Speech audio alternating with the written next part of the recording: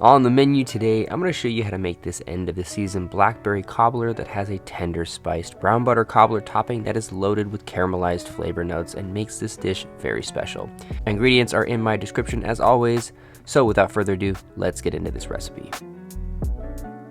First up on the prep list is the brown butter cake batter. So get a pan on medium to high heat, add in your butter and cook this for around 5 minutes or until it starts to darken to a golden brown color like this.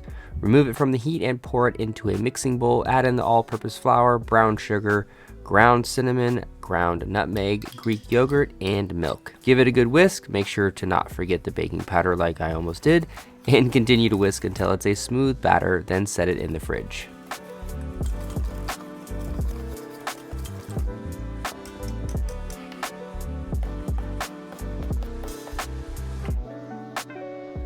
Now it's time for the blackberry filling. You can use fresh or frozen blackberries for this. Here I'm using my blackberries from the end of our growing season here in Middle Tennessee, and I've been cherishing them in my freezer for a bit too long, so it's finally time to use them all up.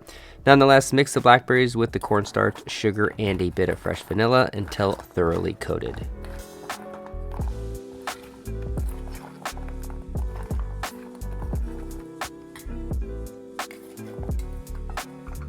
Once that's done, you're going to pour the prepared blackberries into a baking container and top with a few generous dollops of the spiced brown butter cake batter. Top that batter with a little bit more brown sugar, and you're going to bake this in a 375-degree oven for around 30 minutes or until the cake batter is a dark golden brown and the blackberries have thickened up quite a bit.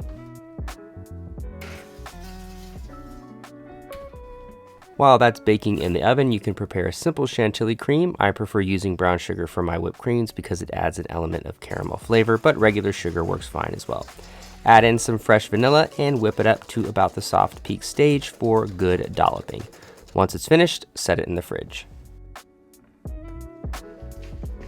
At this point, the cobbler should be ready to go, so remove it from the oven and allow it to cool down for a few minutes before topping. Once it's cooled down, top it with a good dollop of the brown sugar whipped cream and a dusting of powdered sugar to finish. A dessert like this is a great segue to the colder months, especially while berries are just about to fade out of the summer season. It has a really good balance between sweet and sour, a nice buttery cake topping, and the whipped cream sets it over the top, giving it a nice sweet and cooling element. Hope you guys enjoyed this recipe as much as I did, and if you did, drop a comment, hit that share and like buttons, and I'll see you soon with another video. As always, stay creative in the kitchen.